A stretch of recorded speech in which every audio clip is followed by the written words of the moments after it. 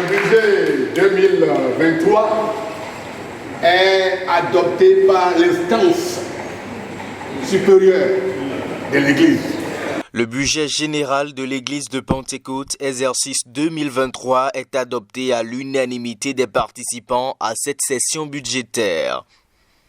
Le budget contient la vision de l'Église, qui est un instrument de la politique économique et de développement de l'Église. Le budget est élaboré par la Commission nationale des finances de l'Église et représente l'ensemble des budgets sectoriels des démembrements de l'Église que sont la direction, la mission, les régions, les ministères, ainsi que les budgets des institutions et organismes créés par l'Église. Le président de l'Église, l'apôtre Félicien Olachi, a présidé la séance. Bienvenue à tous. Et merci d'honorer par votre précieuse présence cette session budgétaire pour le compte de l'exercice 2023 de notre chère et commune Église. Chers collaborateurs, ces quelques heures dédiées à la tenue de cette session budgétaire seront sans doute l'une des plus importantes de l'année pour le fonctionnement de notre commune Église en matière des finances. En effet, c'est au cours de la session budgétaire que les principaux acteurs que nous sommes débattons et échangeons en vue d'adopter le budget de l'Église pour le compte de l'année qui s'annonce. C'est un acte majeur qui implique clairvoyance, sens des responsabilités et des priorités. C'est l'occasion de saluer les efforts soutenus déployés par les uns et les autres qui ont permis des avancées notables dans la mise en œuvre des réformes dans ces différentes composantes. En 2023, le budget est en hausse par rapport à l'année dernière et s'évalue à un taux de croissance de 22,79%. La Commission nationale des finances s'investira pleinement pour mettre son impact au profit de l'Église pour que la réalisation du budget soit visible et effective dans tous les secteurs.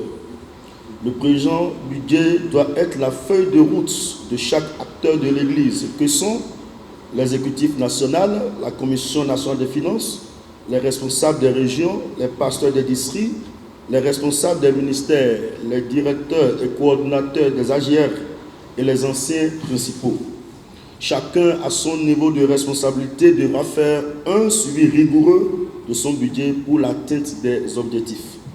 Excellence, Monsieur le Président de l'Église, révérend apôtre Olachi Félicien, distingués membres de l'exécutif national et chers participants de la session budgétaire à divers niveaux, nous croyons que les dispositions financières prévues dans ce budget 2023 contribueront à l'avancement des affaires du royaume.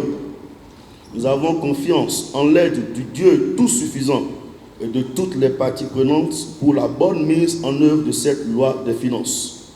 Que l'année 2023 soit encore pour nous l'année d'une plus grande mobilisation, Christ au cœur de son Église. En effet, nous avons la certitude que nous ne manquerons de rien.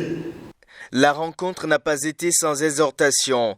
Dans son sermon, l'apôtre Prudence Rundasso a fait un feedback sur la vie de l'Église il y a 30 ans et a démontré combien le Seigneur guide son Église au regard des progrès sans cesse croissants. Les travaux ont été clôturés par le président. Je voudrais convier chaque acteur au respect scrupuleux de toutes les instructions que nous avons reçues de Dieu et celles de la loi des finances pour le compte de l'année 2023. Chers participants, je profite de cette occasion qui m'est offerte pour vous formuler par anticipation mes meilleurs vœux de l'année 2023. Vœux de paix, de santé, et de succès à tous égards.